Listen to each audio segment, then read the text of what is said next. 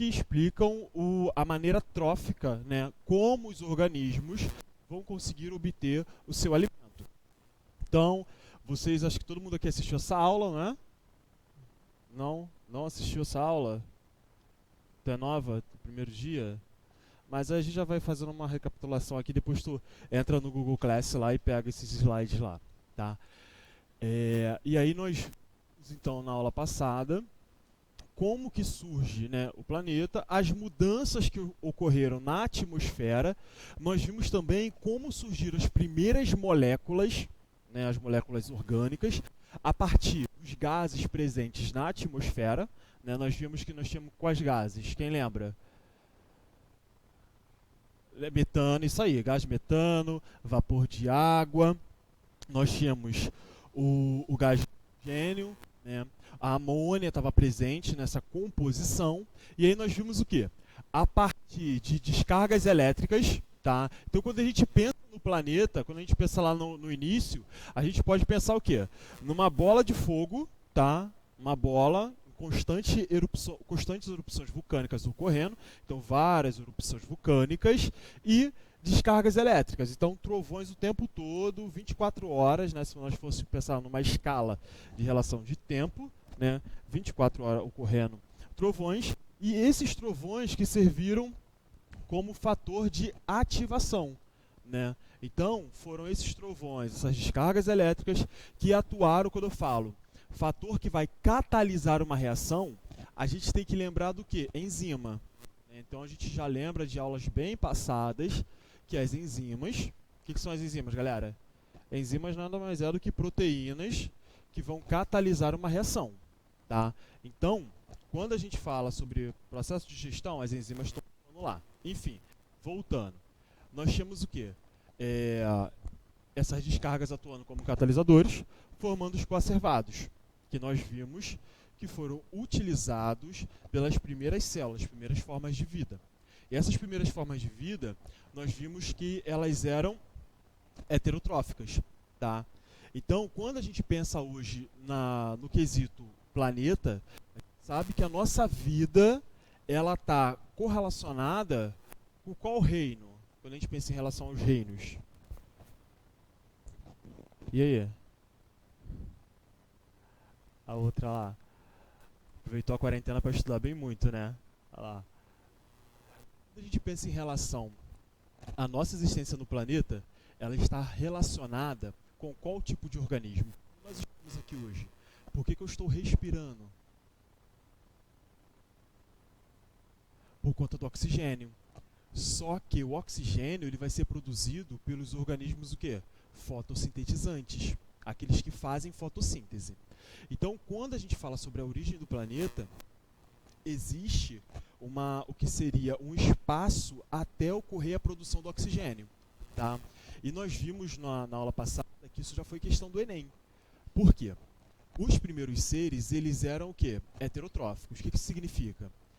A gente utiliza a matéria orgânica que foi produzida por algum organismo, né? Então nós utilizamos essa matéria orgânica para que possa ocorrer a homeostase, que é a manutenção do nosso metabolismo, né? O corpo funcionando corretamente. A homeostase pode ser definida como, pode ser utilizada essa definição. Só que quando surge, né, quando nós temos as primeiras formas de vida, nós vimos que não existia ainda o oxigênio, né? Por que a vida ela surge no ambiente aquático? Lembra que eu falei sobre isso?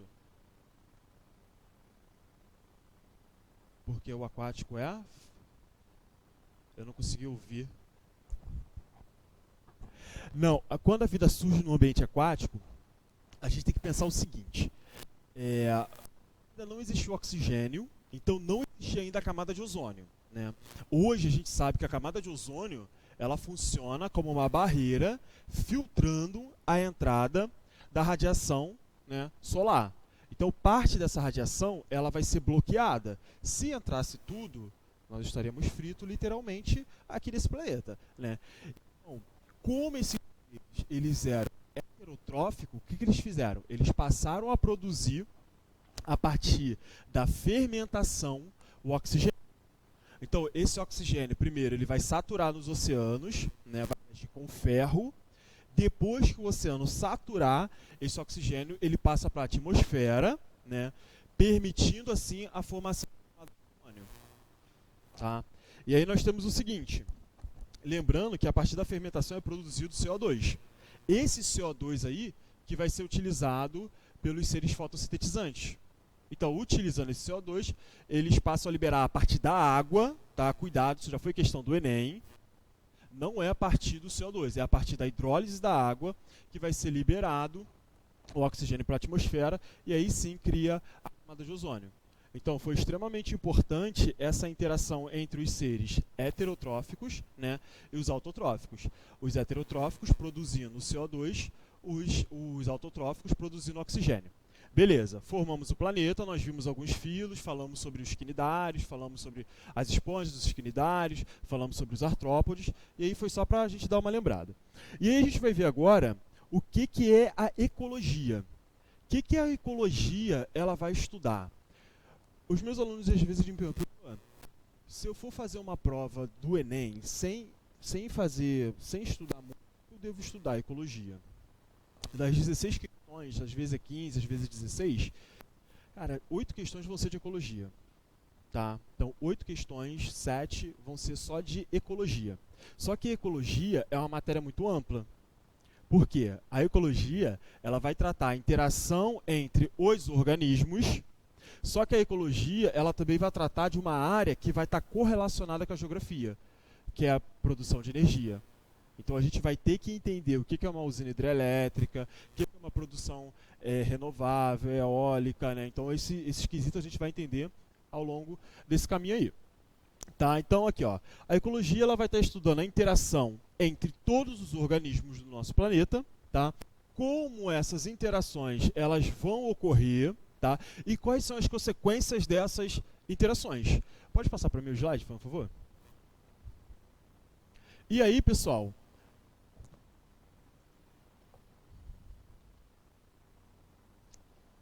quando a gente começa a ver essas interações, antes de chegar nessas interações em si, nós passamos o quê? Quando eu pergunto geralmente aos alunos qual é a menor unidade viva do nosso planeta? A célula. E aí, quando eu não mostro o slide, pergunto qual é a menor unidade não viva do nosso planeta? O átomo, né? Mas geralmente a galera pensa, né? Daquela pensada, fica, gente, é o átomo. Tudo aqui é formado por átomo. Porque tem as suas subdivisões. Mas vamos deixar a química um pouquinho de lado, deixa para a tia Gleice lá, essa questão aí. Mas se a gente for pensar aqui na biologia, né, em si, o átomo, né, sem pensar nas suas divisões, como o colega deve ter pensado ali em relação... Antigamente pensava-se que o átomo ele era a menor unidade, não era divisível. Hoje em dia a gente já sabe que isso não funciona bem, né, mas eu sou da biologia, então eu vou deixar um pouquinho da química de lado. Nós temos o que, pessoal? Nós vamos ter o átomo formando as moléculas, tá? Essas moléculas vão formar as organelas, tá? E aí nós já passamos pelas aulas de organelas. Quem não lembra de organelas, você não pode deixar de conhecer uma organela chamada mitocôndria, tá? Mitocôndria. Essa organela, ela não cai no Enem, ela despenca, porque ela realiza várias funções, tá? Entre uma das funções é a produção de energia. Então, se você tiver que ver uma organela que você não pode esquecer de maneira alguma, é a mitocôndria. Tá? Você não pode, de maneira alguma, ir para a prova do Enem sem saber o que é uma mitocôndria, bem a sua função. Tá? E aí nós vamos ter lá as organelas formando as células, um conjunto de células vão formar o tecido, os tecidos formam os órgãos formam o sistema, e aí nós temos lá que esse sistema, o conjunto de sistema, né, sistema respiratório, sistema excretor, vai formar um organismo. Até que nós chegamos lá em população, depois tem comunidade, ecossistema e a biosfera. Tá? Pode passar o slide para mim também, por favor? E aí, pessoal, nós precisamos ter alguns conceitos dentro da ecologia. Qual seria o conceito, por exemplo, de população, comunidade, ecossistema e biosfera? Tá?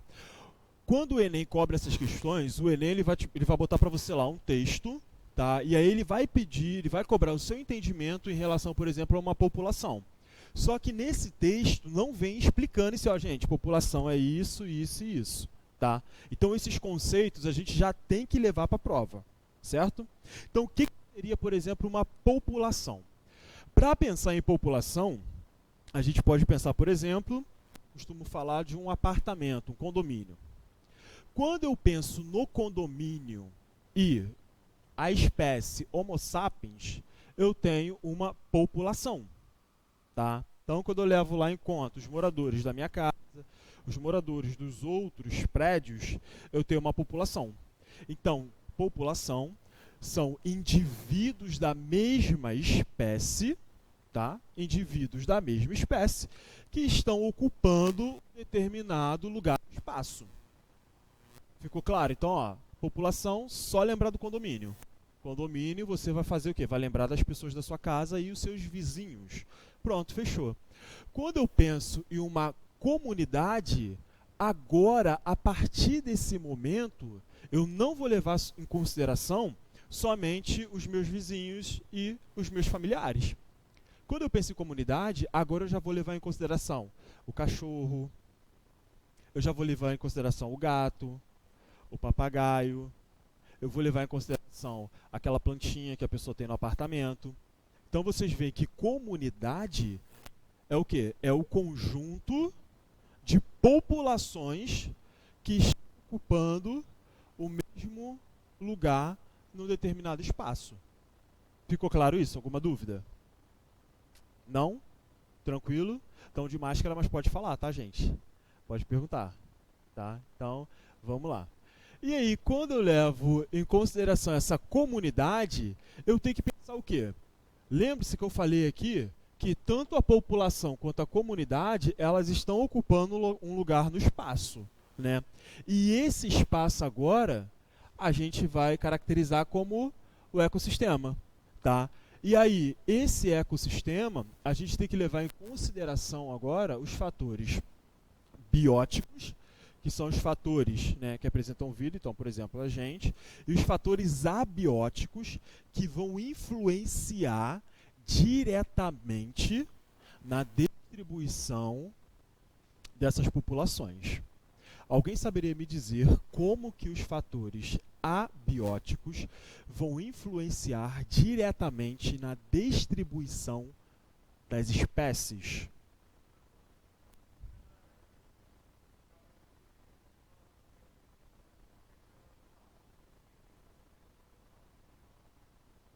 Eu não consigo entender direito por causa da máscara.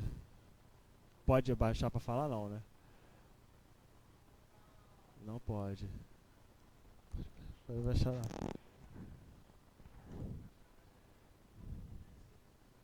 Sim. É, porque assim o sal, ele faz parte, a gente precisa do sal por conta do funcionamento da tireoide, né? Da glândula tireoide. Então o metabolismo dela, elas precisam do sal provavelmente por algum fator fisiológico. E aí esse sal, então, ele é um fator abiótico que vai limitar a distribuição dessas cabras. Eu não conheço bem, nunca li sobre essas cabras. Mas se elas estão ali e elas passam parte da sua vida ali lambendo esse sal, é porque esse sal é um fator limitante. Então, provavelmente, se eu pegar essa cabra e colocar num local onde não tem essa disponibilidade de sal, possa ocorrer alguma alteração na fisiologia, né, na homeostase desse organismo, que possa causar a morte dele. Foi? Então, os fatores abióticos, por exemplo, eu vou ter a água, eu vou ter o vento, eu vou ter rochas, eu vou ter areia. É tudo que não tem vida.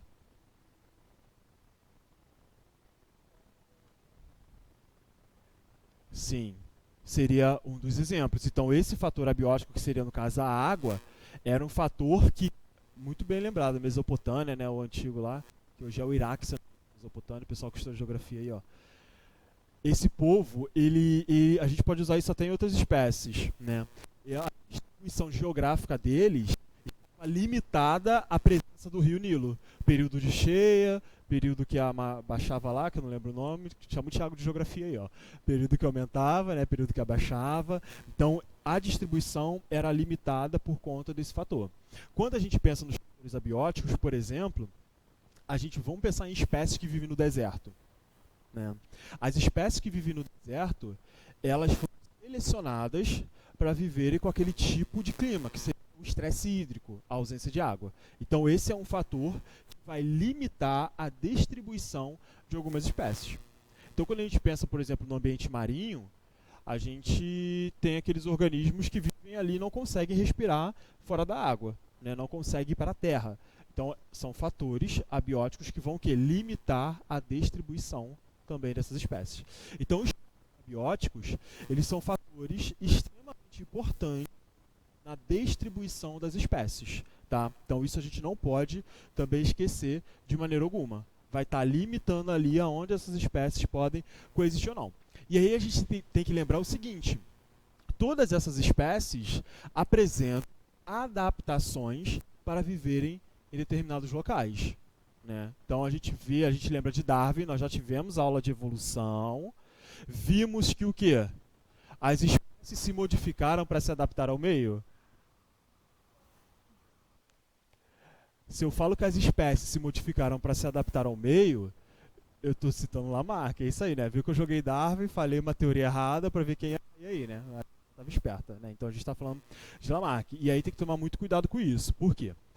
Nós fizemos uma questãozinha do Enem, né? A gente está falando de ecologia, a gente acaba falando de evolução também, que falava o seguinte, que umas espécies de cascavel, a espécie cascavel estava se tornando silenciosa e saber o que estava acontecendo. E o texto vinha te induzindo, falando que aquela espécie estava se tornando silenciosa por conta da predação do homem, né? Da predação. Só que ali no final ele falava, de acordo com a teoria de Darwin, ou seja, o texto ele vinha totalmente te induzindo a pensar em Lamarck, quando chegava lá e falava sobre Darwin, né? E nós vimos o quê? Já existiam as duas espécies, igual quando a gente fala sobre essa distribuição, né? Existiam as duas espécies, né? Só que aqui apresentava uma resistência ao estresse hídrico, já que a gente está falando de deserto, de água, foram selecionadas positivamente e geraram descendentes. Foi? Alguma dúvida? Não? Tá? E a biosfera vai ser o conjunto de todos os ecossistemas do planeta. Tá? E essa questão dos ecossistemas, eu acho que o Tiago já deve ter falado com vocês, ou se ele não falou, ele ainda vai falar. E eu também ainda volto também para falar. Então eu estava brincando com o Tiago que quando a gente fala dos ecossistemas, a gente entra em biomas. Eu falo, Tiago, essa questão aqui do Enem é sua ou é minha? Ó, resolvi essa questão na sala e, pô, mas essa questão era minha. Eu falo, pô, mas é minha também. A Gleice também acontece a mesma coisa, né? Às vezes eu resolvo questões, a Gleice, pô, Cristiano, mas era minera. Não, é biologia, mas é química, é biologia. Pode passar para mim, Tamires? Só para dar um exemplo de ecossistema aqui, eu vou mostrar para vocês o ecossistema terrestre, tá? Acho que todo mundo viu esse filme aqui, né? Madagascar, ecossistema terrestre, tá? Legal que a gente tem o hipopótamo ali, né, galera? O hipopótamo é fascinante porque ele fica naquela transição entre o ambiente terrestre e o ambiente aquático, tá? Ele fica naquela transição ali, ainda respira um pouco. Quando a gente faz análises moleculares, tanto do hipopótamo quanto da baleia, a gente vê que existe uma semelhança muito grande, né? Eu costumo falar muito sobre a baleia. A baleia é um dos seres que me fascina. Por quê? A baleia, teoricamente, né? Os mamíferos surgiram onde? Qual ambiente? Terrestre ou aquático? Os mamíferos surgem no terrestre, né? Então eles têm adaptações fisiológicas no ambiente terrestre. Aí a baleia vai lá e faz o quê? Ela volta para o ambiente, né, onde a vida surgiu, ela vai para o ambiente aquático, né? Só que, apesar de ter adaptações, né, nadadeira, o corpo totalmente voltado para o nado, ela ainda tem uma lembrança do seu passado, na sua fisiologia. Que lembrança seria essa? Oi? Não, os ossos, em relação aos ossos, os mesmos ossos que nós encontramos, por exemplo, no gato, no cavalo, a gente vai encontrar na baleia, né? São estruturas homólogas. A constituição óssea, apesar de ser uma nadadeira, nós vimos isso acho que 2 aulas atrás, né?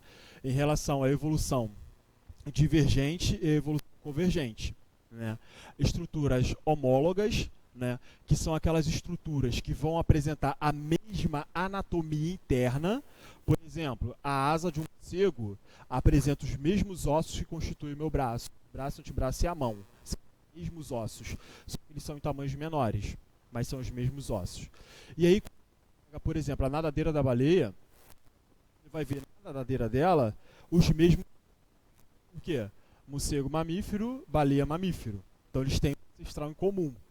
E essas estruturas, a gente fala que são estruturas homólogas. Mas aí a gente tem que tomar um cuidado, porque nesse quesito houve uma evolução divergente. Quem lembra o que é a evolução divergente? A evolução divergente, né, ela falou ali atrás, ali, ó, a evolução divergente é aquela evolução na qual... O que acontece na evolução divergente? Tu lembra? Fala. Então, se falar, tu lembra? Olha só, na evolução divergente, se eu falar convergente, é todo mundo ir para o mesmo ponto, né? Nós estamos debatendo um assunto, estamos convergindo. Viu? Lembrou, né? Se eu falar divergente, significa o quê? Você está indo para um ponto, eu estou indo para o outro. O que vai acontecer? A evolução, no caso que eu peguei do morcego e da baleia, apesar de serem estruturas homólogas, é uma evolução que a gente vai chamar de divergente. Porque ambos se adaptaram a ambientes diferentes. O morcego está adaptado ao voo, a baleia está adaptada ao nado. Agora, se eu te perguntar, e a asa do morcego com a asa da barata? Lembrando que barata pertence aos artrópodes lá, né? Não tem nada a ver. Mas na biologia, a gente vai falar o seguinte: são estruturas, são tanto para o UERJ quanto para o Enem, a gente tem que conhecer essa nomenclatura. São estruturas análogas, porque análogas, elas apresentam a mesma função, né? A asa do morcego serve para quê? Para o voo. A asa da barata serve para quê? Para assustar. Para assustar. Serve também para o voo, não é? Serve para o voo, né? Infelizmente, né? Serve para o voo. Lembrando de uns memes aqui que eu já vi da pessoa filmando a barata, ela começa a voar. Assim, gente, acho que não fica né, quando a barata voa, né? Serve para o voo. Então, como são indivíduos que apresentam ancestrais diferentes, né, a estrutura durante o desenvolvimento é diferente. A asa do morcego, a gente vai ter uma estrutura óssea, né? A da barata é quitina, que é um polissacarídeo, né? É quitina. Só que a gente chama isso de evolução convergente. Deu para entender, pessoal? Evolução convergente, porque ambos convergiram para o mesmo ponto, que é o quê? O voo. Aí o Enem, ele faz o quê?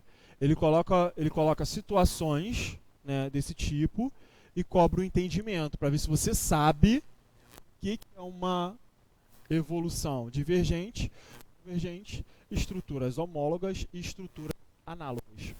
Alguma dúvida sobre isso? Quando eu penso na asa, por exemplo, quando eu penso no pinguim e na baleia, como vocês fariam a classificação das estruturas evolutivas corporais desse indivíduo? Pinguim é o quê? É uma ave. Então, aquela nadadeira que ele tem, quando eu comparo com a baleia, né, a asa, na verdade, aquilo dali seria o quê? Como eu daria? São estruturas o quê?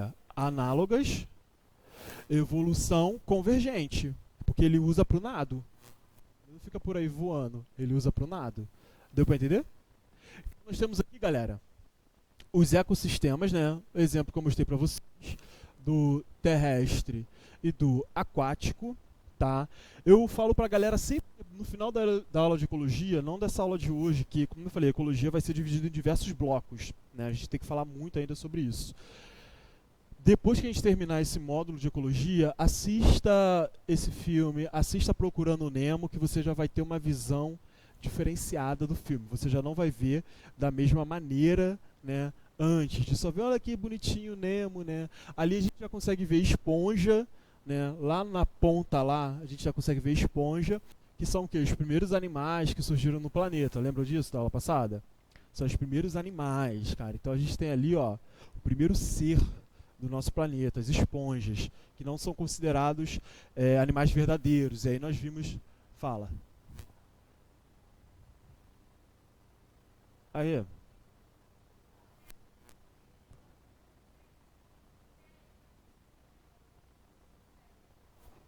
Tem várias espécies de peixes que mudam o sexo. Quando, por exemplo, tem um macho, né? E aí quando esse macho morre, uma das fêmeas, ela consegue mudar de sexo. Ela muda sua fisiologia para poder ser o macho ali, para permitir a perpetuação da espécie sexuada.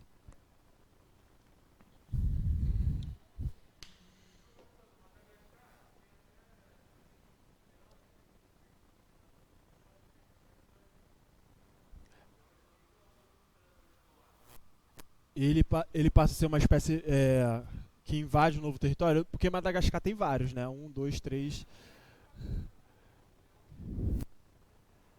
Mas aí ele não estaria no habitat dele natural? Não é na savana?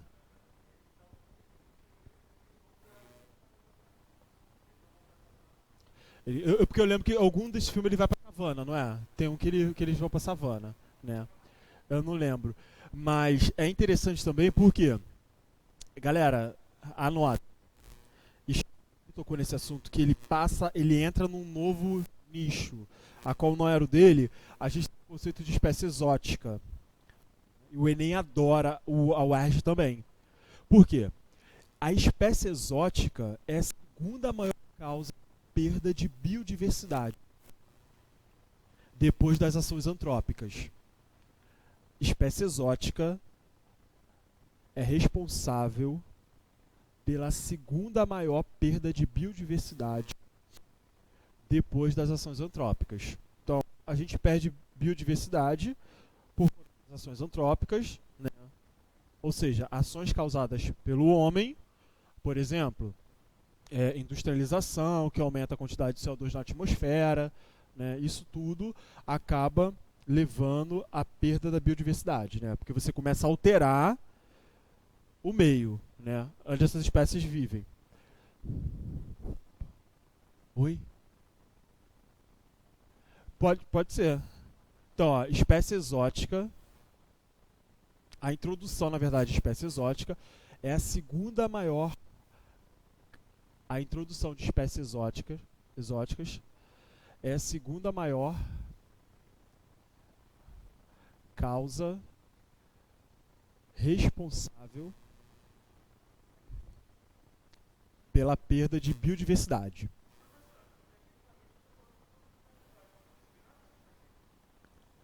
Ó, mas aí você já tá entrando para aí já entra um caso mais filosófico, né? Porque se a gente está aqui e está conseguindo viver bem, é para estar aqui. Tá? Então a gente tem adaptações para poder estar aqui, né? Eu tinha um professor na... Viu, Tamires? Eu tinha um professor na faculdade que ele falava assim, malditas bactérias, né? Que resolveram produzir o CO2 e depois malditos organismos que fizeram fotossíntese. Porque graças a isso permitiu o nosso surgimento no planeta. Ele brincava falando assim, né? Mas então, galera, que a gente tem que pensar em espécie exótica? As espécies exóticas, elas são espécies que são introduzidas num ambiente que não é o seu de origem. Então a gente tem que ter isso na cabeça, porque isso também cai muito. Como eu falei para vocês, é a segunda maior causa de perda de biodiversidade. Exemplos de espécie exótica. Só não a espécie exótica em si. Mico-leão dourado solto, por exemplo, foi fazer uma trilha no Pão de Açúcar, mico-leão dourado, não o mico aquele cinza não. O mico-leão dourado. Quem já viu o mico-leão dourado? Quem aqui já passeou no Jardim Botânico e já viu o mico-leão dourado? Não, não. Existe pequenas populações. A última notícia que eu tive, eu li é que existia em São Paulo, né, em Mata Atlântica ainda, tinha alguns indivíduos. Agora, quem já viu o mico estrela aqui na vida, assim, solto por aí? Vários. Vários. O mico estrela, ele não é nativo daqui da Mata Atlântica. Se não me falha a memória, ele é da Amazônia. O que aconteceu? Alguém olhou o mico estrela, falou: ah, que bonitinho, vou levar para o Rio de Janeiro para criar. Aí pegaram alguns indivíduos, trouxeram para o Rio de Janeiro. Quando aquele indivíduo chegou aqui, tomar cuidado com isso. O que aconteceu? Quando uma espécie ela sofre um processo de seleção em um determinado ambiente, ali ela vai ter predadores, que vai fazer o quê? Regular o crescimento populacional. Ela vai ter parasitas que vão coevoluir com elas, ou seja, vai também manter o crescimento populacional. Ela tem o alimento, que é um fator que vai limitar esse crescimento. Ela vai apresentar ou ela vai ter outras espécies naquele local que vão competir com elas. Tudo isso vai regular o crescimento populacional. Agora, quando eu chego num ambiente novo, eu não tenho os predadores naturais, eu não tenho os parasitas, eu encontro uma abundância de alimento e eu não tenho ninguém para ficar competindo comigo pelo recurso. Qual é a consequência disso? Crescimento populacional de maneira exponencial, né?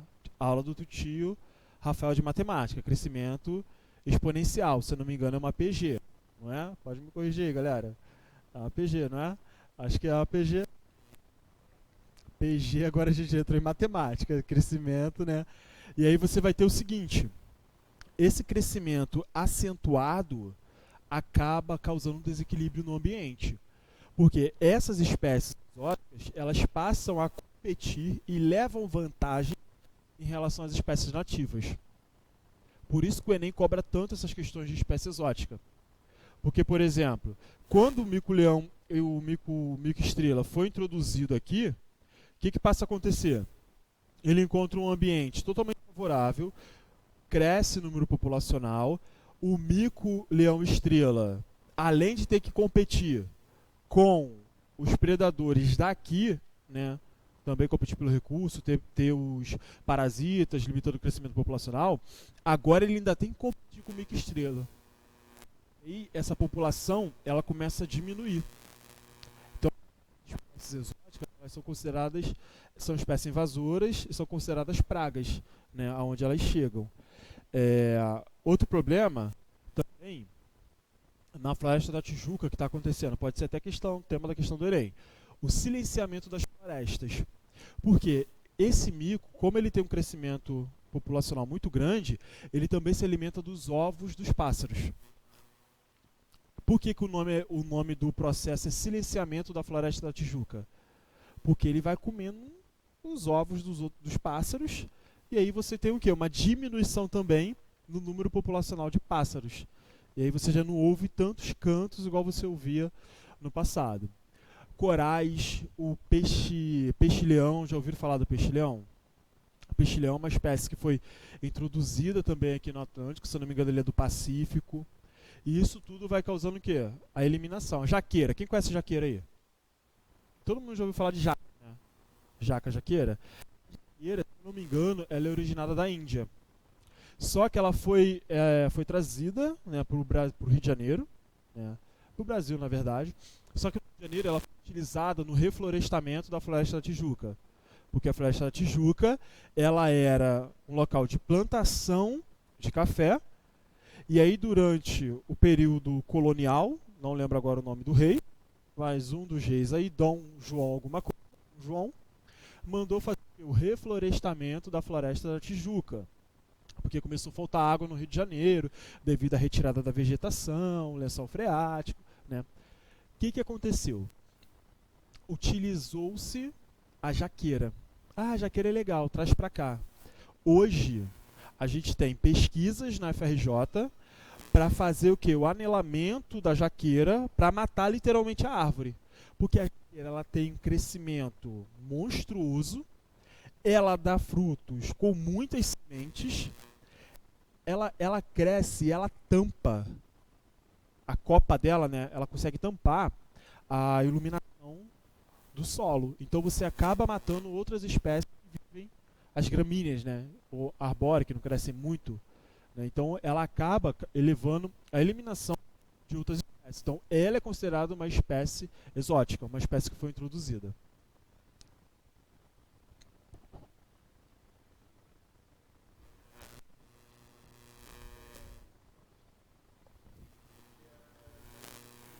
É, a gente que faz, porque acha bonitinho e traz.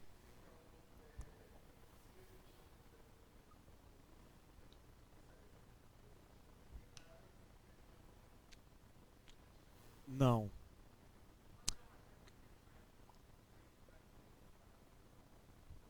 Então, quando uma espécie dela ir parar em outro lugar até existe, mas vamos pensar assim, qual é a possibilidade desse indivíduo sair do seu nicho, atravessar, por exemplo, ele na Amazônia, atravessar a Caatinga, Cerrado, chegar na Mata Atlântica e com um parceiro sexual ainda, para poder se reproduzir, né? Então ele, pô, vamos fazer uma aventura, amor?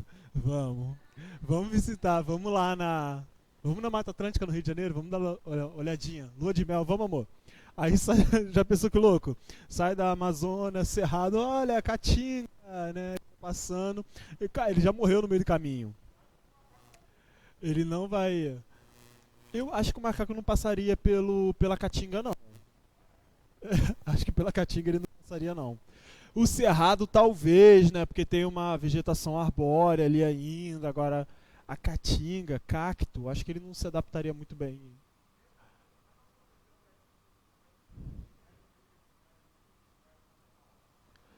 Cara, eu não tenho relatos de espécie exótica que chegou assim, porque o cara simplesmente resolveu viver uma aventura. Eu não tenho relatos disso. Posso buscar. Ah, que ele chegou no local e se deu mal? Ah, pode acontecer. Pode.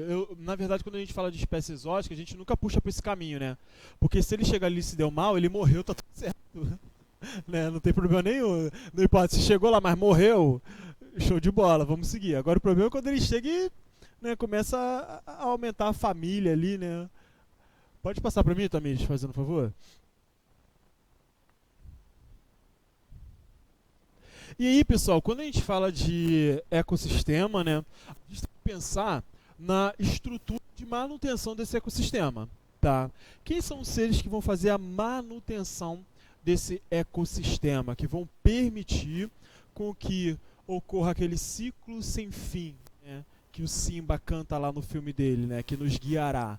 A gente tem que pensar primeiramente nos produtores, né? Quem são os produtores? São os seres autotróficos, que são aqueles capazes de produzir o seu próprio alimento, né? E quando a gente pensa nesses seres produtores, nós vamos pensar o quê? Nos caras que fazem fotossíntese, né? Fotossíntese na qual ele vai utilizar a energia luminosa, vai utilizar a água, vai utilizar CO2, mais os sais minerais presentes no solo, para poder estar produzindo a matéria orgânica. Ele produz essa matéria orgânica para a gente? O objetivo é esse da planta? A alface vai, olha, eu vou crescer bem bonita para o ser humano comer. Ela faz isso? Não. Ela produz para ela, porque ela precisa de energia para realizar as divisões celulares, né? Para manter o seu metabolismo também funcionando. Apesar de ser um ser simples, precisa ser o quê? Divisão celular, produzir uma organela, né? Produzir uma flor, produzir estruturas reprodutivas. Então ela faz fotossíntese para isso, para que ela possa produzir. Alguma pergunta, Tamires? Ela faz esse processo para ela. Só que a gente vai lá, a gente é bobo nem nada, faz o quê? Utiliza desse recurso aí, tá? Então nós temos os produtores. Sem a presença dos produtores, a nossa existência aqui não seria possível. Até porque ninguém aqui ainda faz fotossíntese, né? Ninguém faz fotossíntese. Acabei de lembrar de uma questão do Enem, que falava sobre o molusco, que dizia o seguinte: molusco, filo molusca, nós vimos na aula passada, né, que, por exemplo, o escargot, caramujo, né, ou caramujo africano, descobriu-se uma espécie, foi questão do Enem, descobriu-se uma espécie que fazia fotossíntese. Só que, o que a questão queria saber, mas eu não lembro toda a questão agora de cabeça. Mas a questão queria saber se você conseguia entender um pouco sobre aquele processo. Resumo da história. O cara, ele se alimentava de algas, reino protista, fazem fotossíntese também, né? E conforme ele foi se alimentando das algas, ele passou a incorporar genes que produzissem o cloroplasto, ou tinha uma relativa manutenção daquele cloroplasto que ele ingeriu. Então ele conseguia fazer fotossíntese. Depois eu procuro essa questão e a gente resolve aí nas próximas aulas juntos. Mas é uma questão que eu vim falando sobre uma adaptação de um organismo, né? Acho que estava mais voltada para a genética, agora eu não lembro muito bem. Mas enfim, existem organismos, né, que conseguem dar uma driblada aí. Então, galera, oi? Ela é verde, ela é toda verde, é bonita. Toda verde não, assim, ela tem... se você jogar no Google aí, você vai ver. Ela tem umas manchas esverdeadas, ela é aquática. Para se alimentar de algo, ela é aquática. Ela é bonita, né? Bem bacana. Pessoal, então nós temos os produtores que vão produzir a matéria orgânica que nós vamos utilizar na nossa alimentação. Se a gente retira os produtores, nós temos um problema em relação à alimentação e um problema em relação à produção do oxigênio, tá? Beleza? Por quê? A gente sabe que as plantas são responsáveis pela produção do oxigênio, tá? Mas as algas que são responsáveis pela maior produção do oxigênio do planeta, tá? Então, a gente já sabe que a Amazônia não é o pulmão do mundo, tem que ser preservada, mas ela não é o pulmão do mundo, tá? Eu, quando era criança, eu achava que a Amazônia era o pulmão do mundo. Aí me senti, né? Pô, meu país, ele é responsável, né, pela respiração global. Isso, né? Dava aquele pensamento assim, né? Mas não. Pode passar, tá, por favor? Ah, beleza. Não apareceu, sumiu a foto aqui. Tinha uma foto aqui de uns organismos, de uns bebês animais se alimentando de outros indivíduos. E aí, continuando essa estrutura, nós vamos ter o quê? Os consumidores, tá? Pode passar para o terceiro? Pode deixar aí.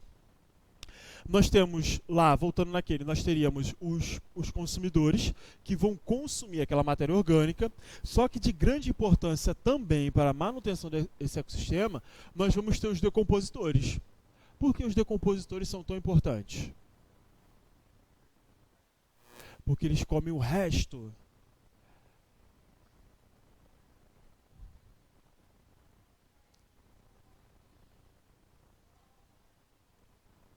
É isso.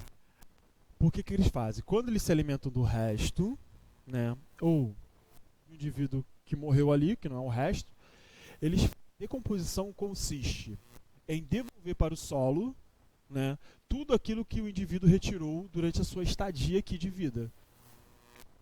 Então isso permite que a gente tem que ter... Qual é a noção que nós temos que ter aqui, galera? A ciclagem dos nutrientes, tá? Esses nutrientes sendo reciclados. E por que isso é importante, a ciclagem desses nutrientes? Por que Oi? Para manter o sistema vivo...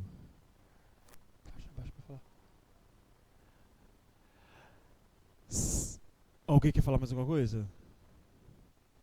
Não? Por que isso é importante? Pensa só o seguinte. Se eu vou no banco, só retiro o dinheiro que eu tenho na poupança. Né? Eu tenho lá a poupança, estou indo no banco, vou tirando dinheiro, vou passando cartão. Né? Esse final de semana chegou, né? Passa cartão, foi, passa.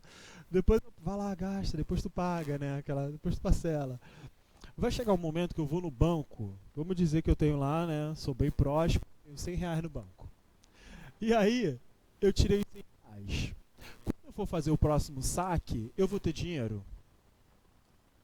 Não vou ter. O que é necessário? Que da mesma maneira que eu tiro, eu também coloque. Se não existisse a ciclagem dos nutrientes, o que ia acontecer?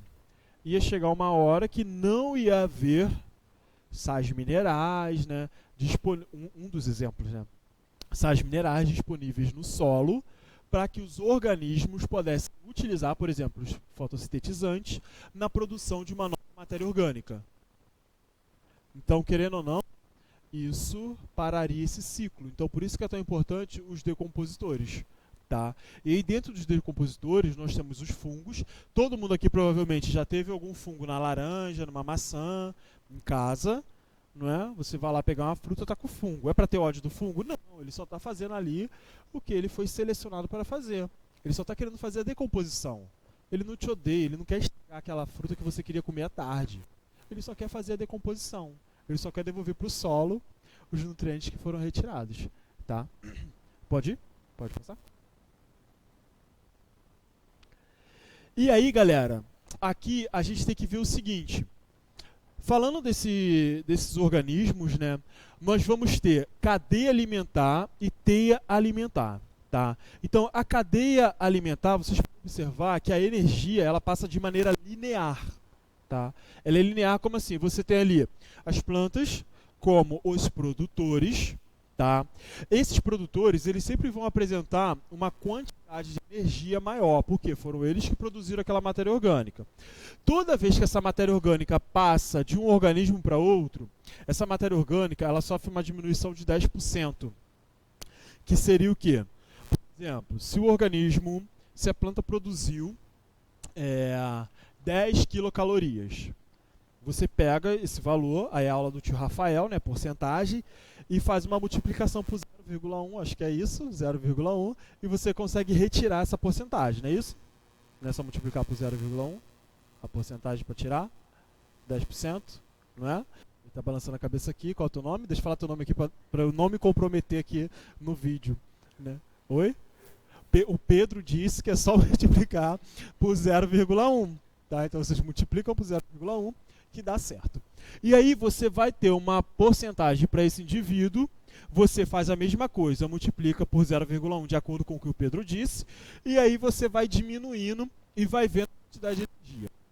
A cadeia, ela geralmente não passa do quaternário, porque como eu vou sempre tirando 10%, essa energia ela diminuiria tanto, que o indivíduo que está lá no topo, se tivesse alguém depois do gavião, ele teria que comer muitos indivíduos, né, muitos gaviões, para poder conseguir manter um nível energético satisfatório para o seu funcionamento. Deu para entender isso, galera? Então, por isso que a cadeia, ela nunca, tanto a cadeia quanto a teia, ela geralmente ela não passa do quaternário.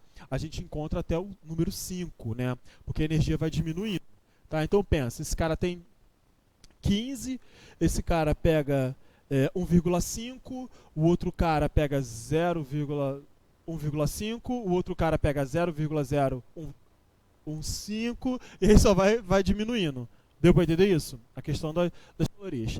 E a teia alimentar, galera? O que vocês conseguem observar já de diferença da cadeia alimentar para a teia alimentar?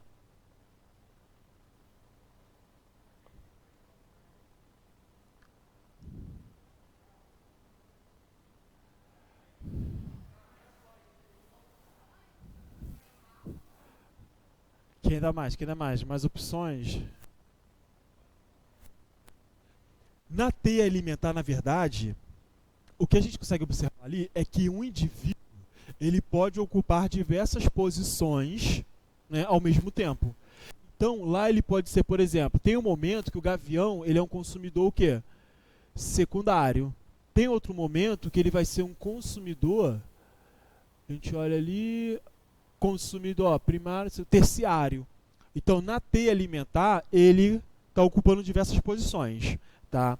No nosso caso, qual é o momento do dia, ou pode ser diversos momentos, mas qual seria o exemplo de uma teia alimentar quando você pensa em você? Me dá um exemplo de você sendo consumidor primário.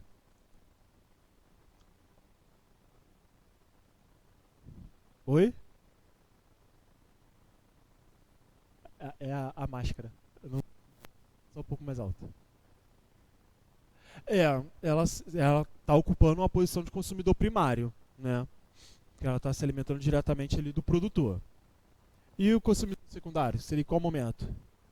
Churrascão, né, galera? Churrascão. Agora, tô falando de uma cadeia alimentar, né? Você teve posições diferentes. Agora, me dá um exemplo de você dentro de uma teia em um único momento. Vocês dentro de uma teia.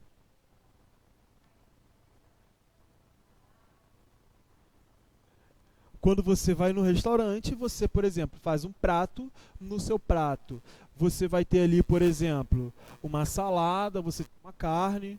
A cada momento você está ocupando posição diferente, né? Podemos pensar, né, em outras coisas, alguém que se alimentou da vaca, sei lá, né? Você está comendo algum bicho que se alimentou da vaca. Então, enfim. Sei lá, está comendo carne de jacaré, o jacaré comeu a vaca, não sei. A gente pode dar uma viajada. E aí você passa. Oi? Carne de cobra, né? Carne de cobra, tem gente que come, né? É comum comer carne de cobra. Galera, olha só, essa questãozinha, isso daí parece ser bem bobinho, não é? Mas pega uma apostila de vocês. Vamos fazer uma questão sobre isso daí? 21. Página 521. Deixa eu ver se é isso aqui mesmo.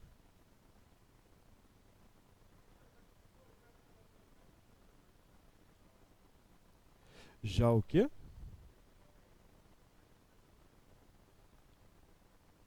Tira. Abaixa. Eu nunca vi no Enem.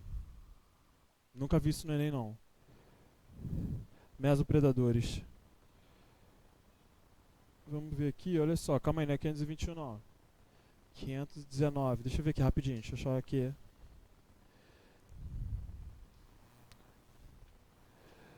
Não é 519 também não. 16.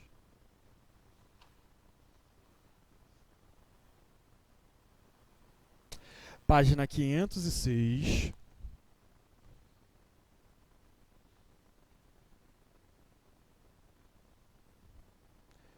Questão 47.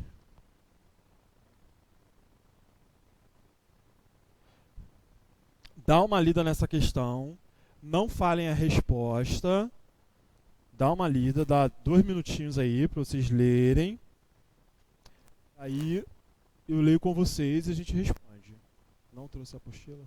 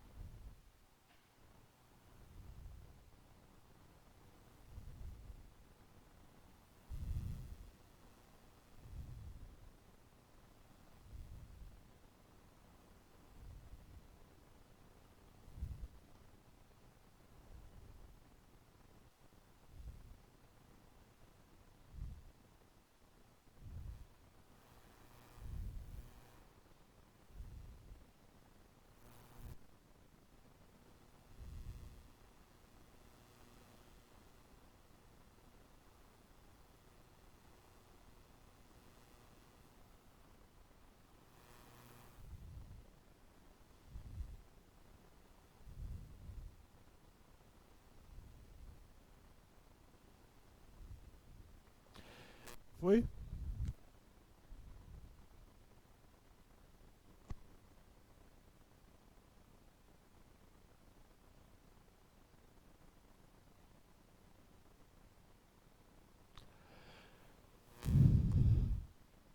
Podemos? Então, os personagens da figura estão representando uma situação hipotética de cadeia alimentar. Então ele já disse que é algo que linear. Tá vendo? Porque a gente pensa assim, às vezes, não é importante tanto. Pô, professor.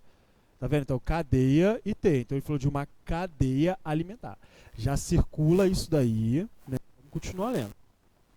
Suponha que Em cena anterior à apresentada, o homem tem se alimentado de frutas e grãos que conseguiu coletar.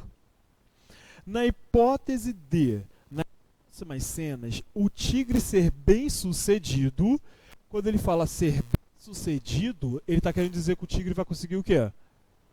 Comer o homem. Então já grava, já circula esse bem-sucedido e já puxa comer o homem. E, posteriormente, servir de alimento aos arbustres. Tigre e arbustres ocuparão respectivamente. O que quer dizer esse respectivamente? Primeiro o tigre, depois o arbustre. Os níveis tróficos de letra A, produtor, não pode ser, porque produtor vai ser a planta que o homem vai comer, né? Essa daí eu nem preciso ler, o outro ali do ladinho.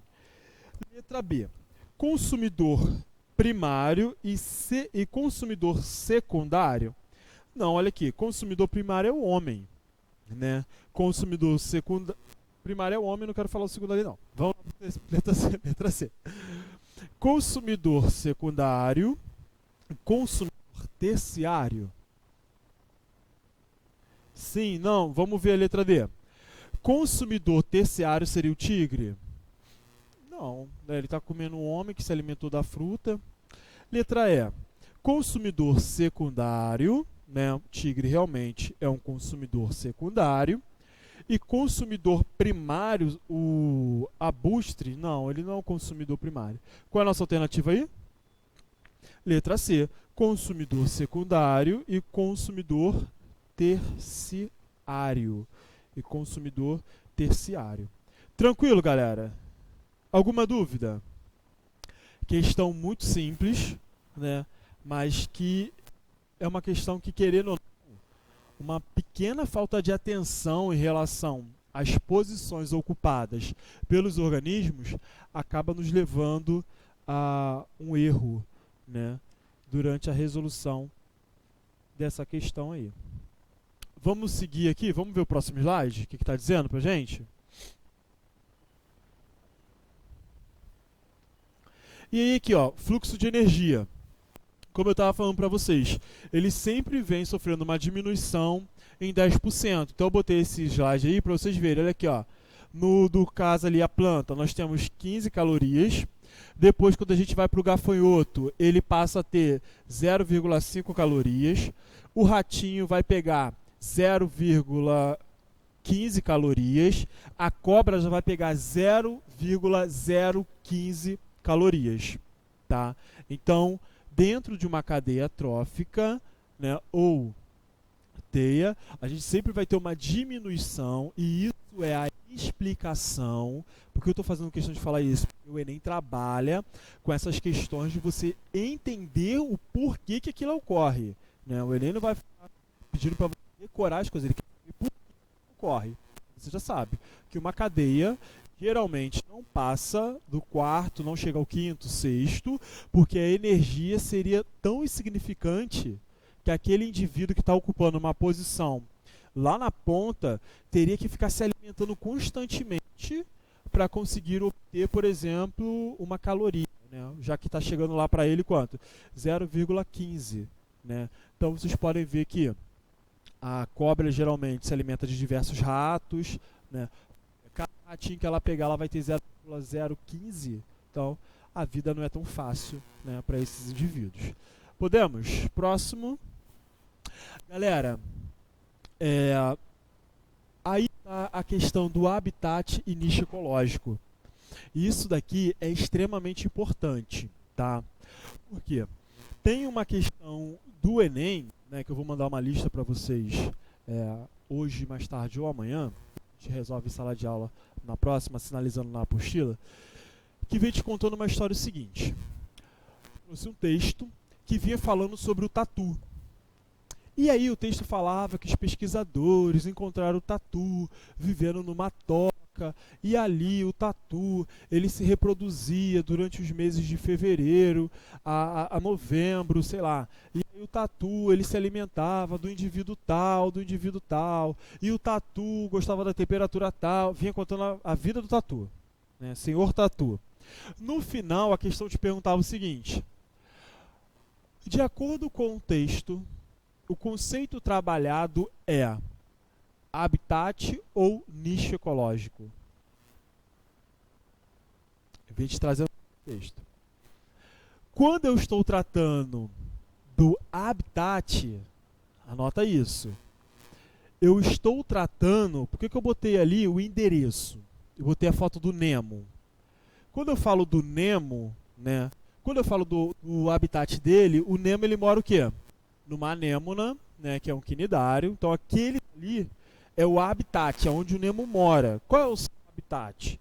Você vai falar, Nova Iguaçu, não sei se nem se mora não, mas Nova Iguaçu, rua tal, CEP tal, é seu habitat. Agora, quando eu estou tratando de nicho ecológico, eu quero saber o que exatamente. Por que eu botei profissão? Porque seria os afazeres daquele cara, né, daquele organismo, durante a sua vida. Então, quando eu falo de nicho, galera, observe aquela imagem ali. Eu tenho na imagem um tubarão, né? Todo mundo viu Procurando o Nemo, é um clássico. Assistam Procurando o Nemo. Um tubarão, né? E eu tenho ali o Nemo com a sua parceira ali que morre logo no início do filme, né? Ela morre logo, né? Spoiler, né? Mas ela deixa uma ovada ali, né? Deixa vários ovos ali para poder eclodir. Quando eu falo de nicho ecológico, eu estou querendo saber quem é o predador do Nemo. Eu estou querendo saber qual é o período de reprodução do Nemo. Quando ele se reproduz? De janeiro a fevereiro? De fevereiro a março? É isso que eu estou querendo saber. Estou querendo saber qual é a temperatura ideal para o Nemo viver. Se houver uma mudança por conta do aquecimento global, o Nemo vai ser afetado? Se a temperatura aumentar 2 graus Celsius? Se a temperatura diminuir 2 graus Celsius, ele vai ser afetado?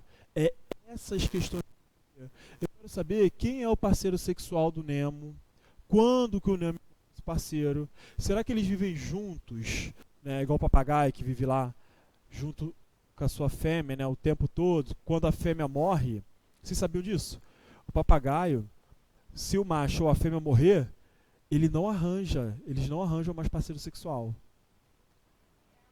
Monogamia real, é monogamia real. Enquanto você arranjou o parceiro sexual, eles ficam juntos. E aí, quando um dos dois vai de encontro, né, ao criador, o que acontece? O outro para. Acabou. Não.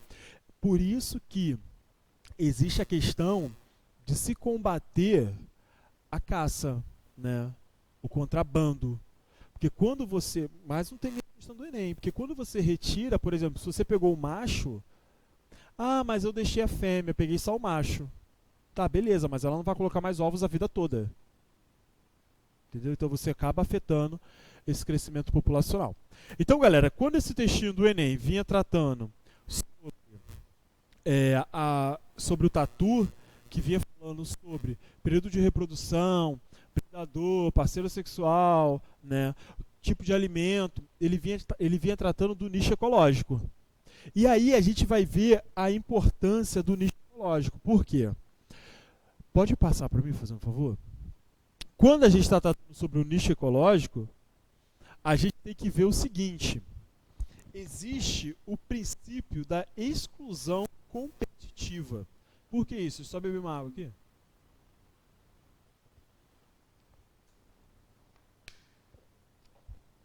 Princípio da competição, da exclusão competitiva. Por quê? Galera, quando eu estava tratando do Nemo, eu falei sobre modo de alimentação. Por exemplo, o que acontece? Né, isso também é um tema muito recorrente no Enem, sobre a exclusão competitiva. Né? O que vai acontecer? Pessoal, quando duas espécies competem pelo mesmo recurso, o que acontece com uma delas? Alguém tem que ser eliminado. Então, a primeira coisa que vocês têm que ter na mente de vocês é que duas espécies não podem coexistir sobre o mesmo nicho ecológico. Duas espécies não podem coexistir, não pode haver sobreposição de nicho ecológico. Vocês viram que o Nemo, ele tem seu habitat, que é morar numa anêmona, mas ele, se ele entrar em competição, por exemplo, com outras espécies, alguém vai levar uma desvantagem. E esse princípio, ele também vai explicar por que na ilha de Galápagos, Darwin conseguiu, tá vendo como uma coisa vai puxando a outra? Darwin conseguiu observar 14 espécies de tentilhões, acho que era 14, com a morfologia do bico diferente. Quem saberia me dizer por que Darwin conseguiu observar isso? Cada um se alimentava de um tipo de semente diferente, consequentemente, estavam ocupando nichos diferentes. Por quê? Algumas espécies se alimentavam, né? É uma espécie, ele está fazendo o papel dele na natureza, né? Tá latindo, né? Foi criado para isso, né? Então, vamos lá. E aí é o seguinte, acho que ele parou. O que acontece? Olha só, vamos lá. Ilha, né?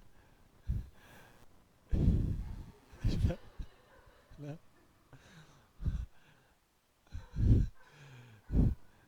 15 minutos? Ah, tá, 15 minutos acabar. Então, vamos lá. Vamos aqui. Darwin, ele observou que nós tínhamos espécies com a morfologia do bico diferente, justamente para não haver uma sobreposição de nichos ecológicos. Uma espécie ia se alimentar da semente dura, outra espécie ia se alimentar da semente mole. Porque se duas populações, né, vamos pensar em espécie, se eu tenho duas populações se alimentando do mesmo recurso, cara, alguém vai ter que ser eliminado. Tá? Então, são esses gatilhos que vocês não podem esquecer na hora de fazer a prova do Enem. Esse gráfico aí, ele mostra exatamente duas espécies de paramécio. Tá? Então eu tenho o gráfico azul ali e o gráfico rosa. Esses organismos estão crescendo em locais, em aquários diferentes, e aí a gente consegue observar o seguinte: o 1, que é o azul, ele tem um crescimento de aproximadamente 100 indivíduos ali. Né? O crescimento ali dele é um crescimento bacana. O indivíduo 2, com os mesmos recursos, conseguiu chegar em aproximadamente 60, está em 60 indivíduos, né? Crescimento populacional. Quando eu coloco esses dois indivíduos no mesmo aquário, a gente vai lembrar o seguinte: a gente tem o eixo Y e o eixo X. Né? Agora eu não lembro quem é a abscissa e não sei o que, mas enfim, o Y e o X. O que acontece ali? Quem sabe me dizer o que está acontecendo no gráfico 3?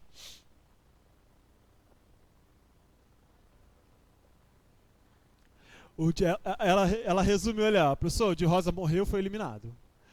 Errada não tá, né, gente? Errada ela não tá. O que está acontecendo? Como eu botei duas espécies no mesmo aquário, esses indivíduos passaram a competir pelo mesmo recurso e o indivíduo azul conseguiu ter um melhor aproveitamento desses recursos disponíveis, o que levou à eliminação do indivíduo rosa ali, da cor rosa. Mais resumido, né? O que eu falei, errada não tá. Né? Só que se você for fazer uma questão da UERJ, pelo amor de Deus, não me escreva lá, foi eliminado. Porque senão quem vai ser eliminado é você. Se fizer. Competição de nichos. Pode ser um exemplo também. Tá? Do caso do. A gente até pode dizer que as espécies invasoras, então, elas passam a adentrar no nicho que não é o delas, competindo com as espécies que já estavam aqui. Tá vendo como a biologia é maravilhosa? A gente fica até arrepiado, né? Biologia é coisa sensacional. Deu pra entender aqui, galera? E por que eu posso afirmar que o rosa foi eliminado? Oi? Não entendi. Não, não é o nicho dele, mas por que que eu, olhando para o gráfico, o que que eu posso confirmar com 100% de certeza que ele foi eliminado? Oi? Porque ele encostou no eixo X, não é? O eixo X não vai lá do 0 até o 15, o 18, sei lá, do 0 ao 18, tá lá. Quando ele encosta ali, é como se ele tivesse voltado pro zero, não é? Voltou ali, encostou ali é zero.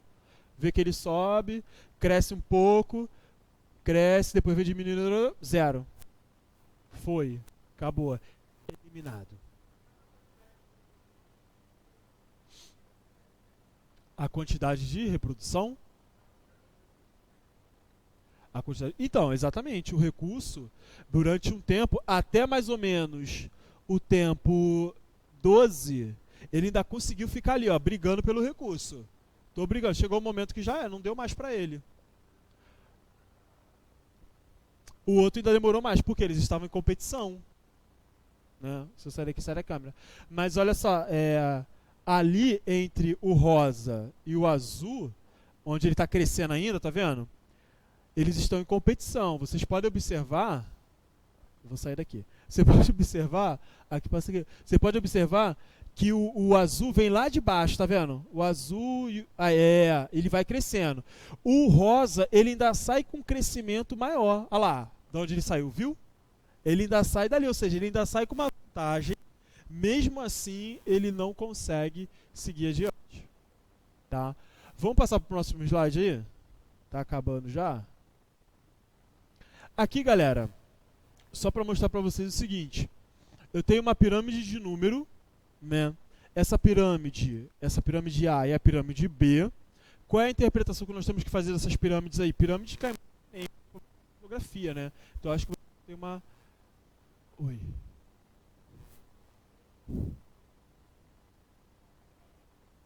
Isabelle, ela encosta no eixo X. Quando marca encostando no eixo X, significa que toda aquela população, o X ali ele representa, né? Quando a gente parte lá do zero.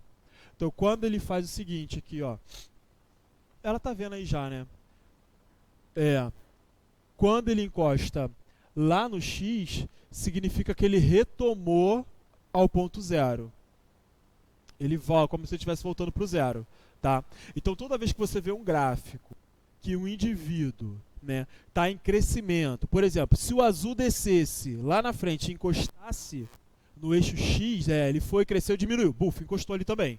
Significa que todos aqueles indivíduos que estavam presentes até um determinado tempo foram eliminados, eles morreram, tá? Foi? Galera, vamos ver o próximo slide aqui. Então nós temos aqui o seguinte. Nós temos aqui uma pirâmide. E aí, o que a gente tem que ficar um pouco esperto em relação a essa pirâmide? O que nós temos que ver aqui? Olha só. Essa pirâmide, a base dela, vocês podem observar que a base é larga, tá? Quando eu comparo com a outra pirâmide, que é a B, a base é fina, ela é fininha. Isso dali quer dizer o seguinte. Na pirâmide A, eu tenho muitos indivíduos, tá, para constituir a biomassa daquela população. Ou seja, eu tenho um número muito grande de indivíduos. Quando eu parto para a pirâmide B, significa o seguinte. Como eu estou tratando ali é uma árvore, poucas árvores conseguem ter a mesma biomassa que, por exemplo, 1000 gramíneas, que seriam gramas, né? 1000 gramíneas. Então, às vezes, aparecem essas questões assim no Enem, a gente fica um pouco confuso, assim, meu Deus, o que está acontecendo aqui, que a base ela é pequena. Significa que, por exemplo, eu preciso de 1000 gramíneas, do gráfico A, 1000, para poder alimentar 50 gafanhotos. Tá? Eu preciso de 1000. Para alimentar o mesmo número de gafanhotos, eu preciso de apenas uma árvore. Por quê? A associação? A biomassa de uma árvore equivale a gramíneas. Ficou claro? Alguma dúvida sobre isso aí?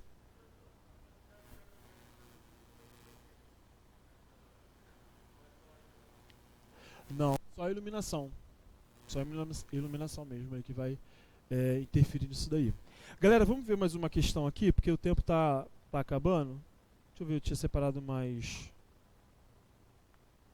509.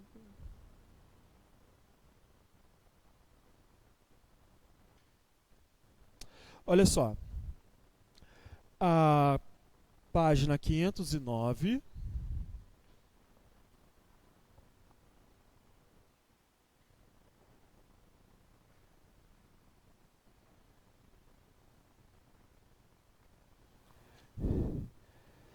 Questão 57.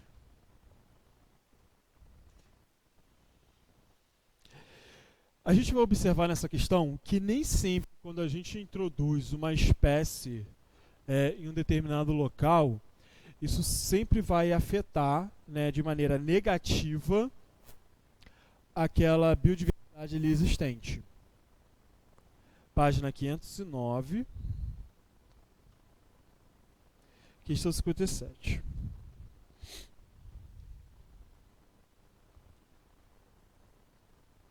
Oi? Tá, vou dar um minutinho aí para vocês poderem ver isso daí. Lembrando que na prova do Enem a gente tem 3 minutos para cada questão. A gente tem que ficar...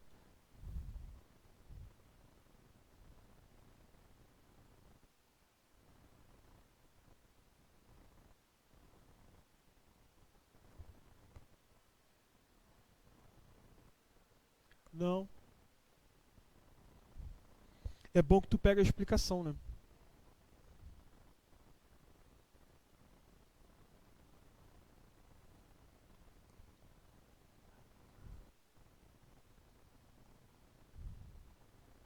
Tá.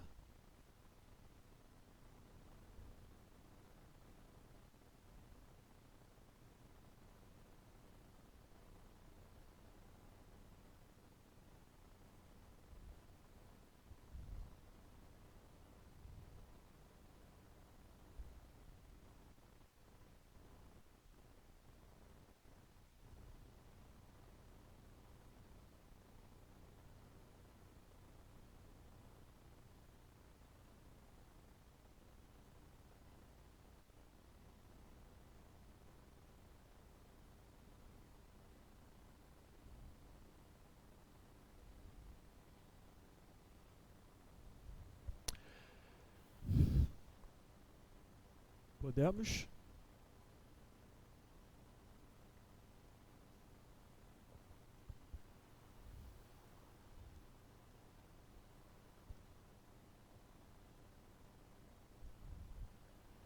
Vamos lá? Olha só. Aqui ele está falando sobre a introdução de uma espécie. Esse texto, vamos ver isso. O controle biológico, técnica empregada no combate a espécies que causam danos e prejuízos aos seres humanos. Galera, o que ele está dizendo aqui é o seguinte: essa introdução está sendo feita com finalidade.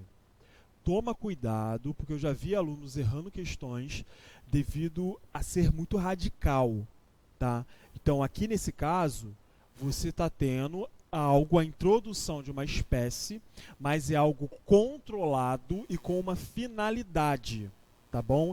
É diferente de eu pegar uma espécie, introduzir e falar assim, vá lá, se vira, tá?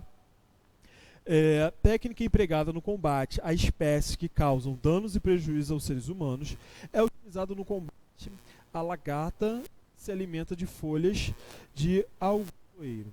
Algumas espécies de borboletas depositam os seus ovos nessa cultura. A microvespa, né, seus ovos nos ovos de outros insetos, incluindo os das borboletas em questão. O embrião da vespa se alimenta do conteúdo desses ovos e impede que as larvas de borboleta se desenvolvam. Assim, é possível reduzir a densidade populacional das borboletas até níveis que não prejudiquem a cultura. A técnica de controle biológico realizada pela microvespa consiste na letra E. A aplicação de inseticida. O texto, em algum momento, fez referência ao Ih, já ia fazer propaganda aqui. O texto, em algum momento, fez referência, falou de inseticida. Letra E você não pode marcar de jeito nenhum. Letra D. Modificação do ambiente para selecionar indivíduos melhor adaptados. O texto falou de evolução, citou Darwin, Lamarck. Letra C. Competição entre a borboleta e a microvespa para obtenção de recursos. O texto falou que vai haver uma competição ali entre elas, ou o texto falou que a microvespa deposita os seus ovos diretamente sobre a larva, né? Deixa eu só voltar aqui no texto rapidinho. Algumas espécies de borboleta depositam a microvespa introduz seus ovos nos ovos de outros insetos. Ele fala que duas vão eclodir e vão ficar competindo pelo recurso? O texto fala isso? Não, em nenhum momento o texto falou sobre competição entre elas. Letra B.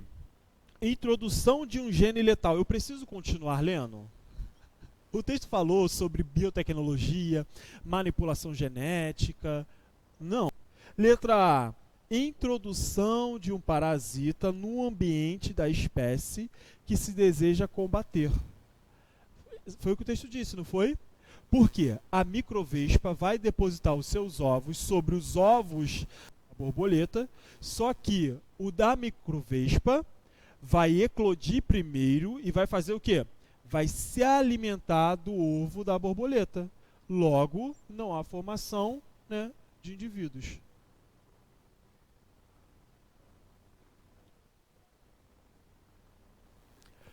Mais ou menos isso. Algo semelhante, que seria o crescimento, para controlar o crescimento daquele rato.